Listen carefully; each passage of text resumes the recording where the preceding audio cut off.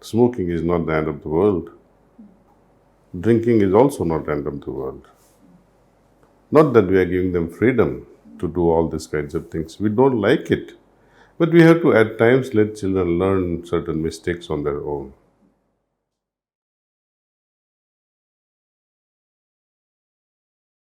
I used to get a newsletter, kind of a printed copy, how to raise children.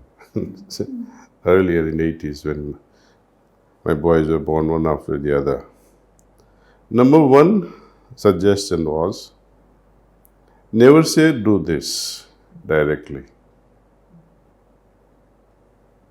It's a beautiful suggestion, beautiful advice.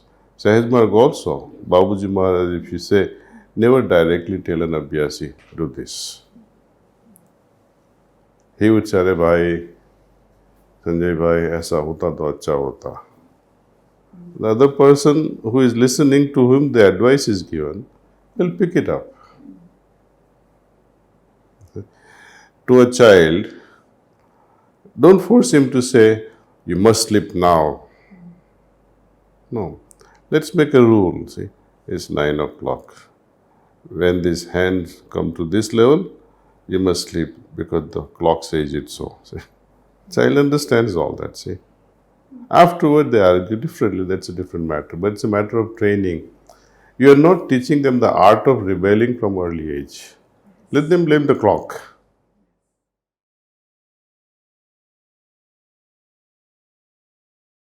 Tell me and I will forget. Show me and I may remember. Involve me and I will understand. Said Confucius. This is true for all of us, whether we are children or grown-ups. So the key to instilling good habits in children is by becoming a role model. Parents are the role models for children, especially little ones, preteen years. When anthropologists studied ancient cultures, be it Mayan culture or the Inuits, what they found was that children were involved at home from an early age, making the bed, setting the table, cleaning the home, and so on and so forth. Parents in these cultures took extra efforts to ensure that the children were actively involved.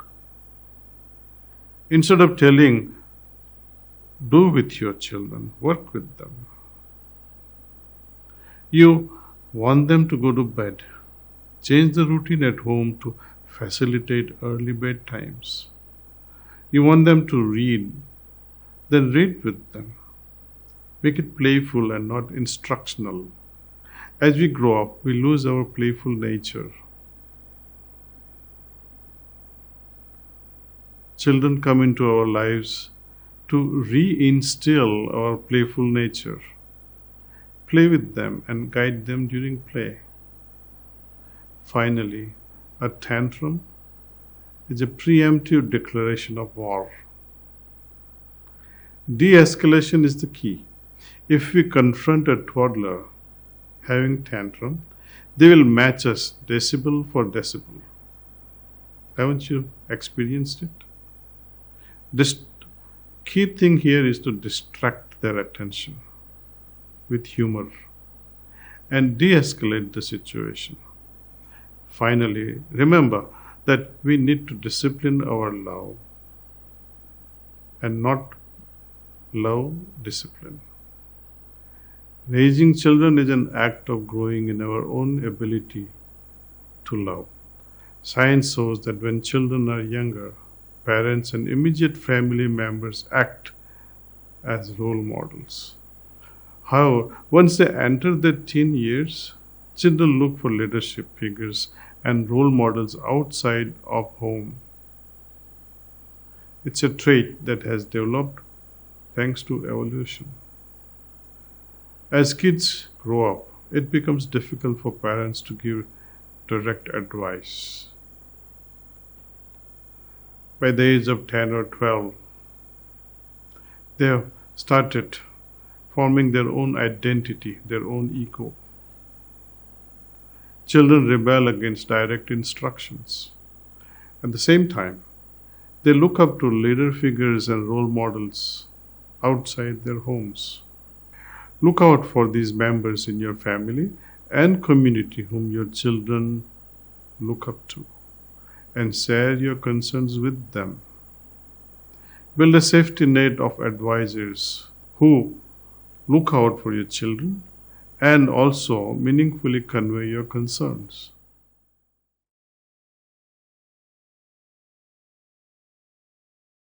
You cannot handle them at that age. If you are too strong, they'll break. If you are too weak, they'll become even more spoiled. As I said, most important thing is how we prepare them for the future from day one. I cannot expect to see the change in them when they have turned 12 or 13. Them to a certain extent. See, I don't mind, but rules have to be placed. You go out, by this time you should come back.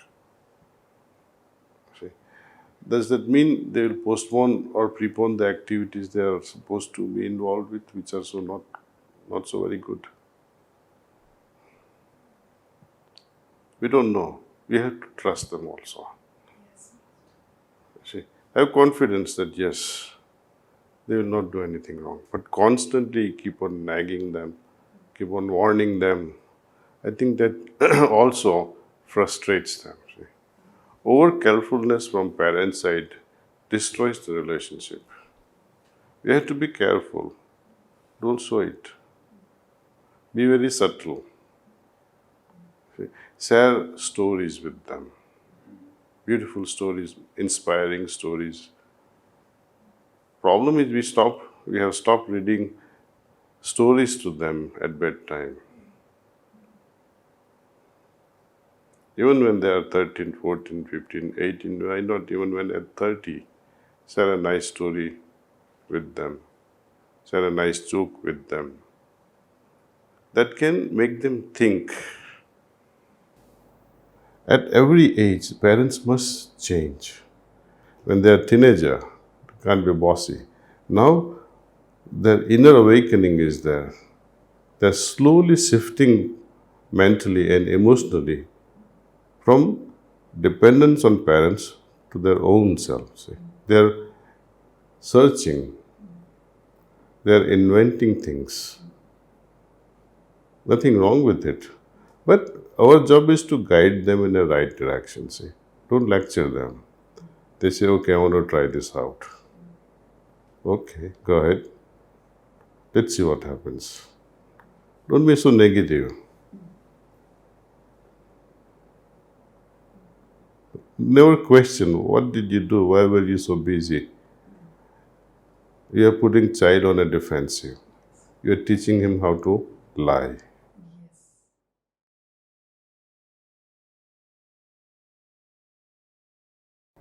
You have to give some level of liberty. Smoking is not the end of the world. Drinking is also not the end of the world. Not that we are giving them freedom to do all these kinds of things. We don't like it. But we have to at times let children learn certain mistakes on their own. See, when you see he's smoking or she's smoking, find some hilarious stories or movies depicting the negative effect of such bad habits. Share such movies. There are tons of information on such things. Tons of information on drugs. Tons of information on safe sex. Provide them, see. Drinking again. Knowledge is tremendous. We get to sit down and remove this guilt of doing or not doing certain things with others. Okay. Especially this peer pressure kills them. See. Yes. We have to give them confidence that you are greater, that you have the ability to say no to certain things. Use your wisdom. Guide your friends. They can be foolish, but you are wiser. If you do it, go ahead and do it and see the impact of it on your physical system, mental system. If you like to continue, go ahead. Give them freedom. I'll buy you a box of cartons, of cigarettes. But see it for yourself, how it helps you in your studies or in your physical well-being, your health. Show them the negative things that can happen because of all these things.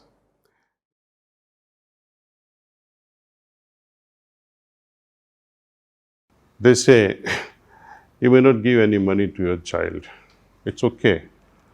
If you give a lot of money to a foolish child, ignorant child, he is going to waste it and make use of it in a wrong way. Because tendency to go downhill is always there. Entropy. You don't have to do anything to allow any system to get decayed. It needs energy input to sustain a system or elevate the system. When a child demands and you easily give away and you know he's a foolish fellow, don't give it. And if the child is wiser, you need not give anything at all. He's going to stand on his legs and one day surpass you as well. Be confident in your genetic transfer. You could do it, they are better than you. And of course, you'll be witnessing them from a distance and be happy. He did it on his own. See? Don't rob them of this pleasure. Don't let them feel, oh, he's always there. He's always helping me. But then there is no joy left in their life, the joy of achievement. The first timer who kickstarts the whole progress, they're so happy because they achieved it on their own.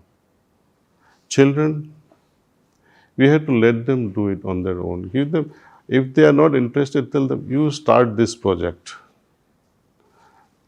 Give the limited amount of money, facilitate a bank loan and let him pay it off. He'll have so much of joy doing this on his own, but don't transfer it. Youngsters today are far more sharper than us, very sharp. We have to somehow cultivate this tendency in them, rightful tendency.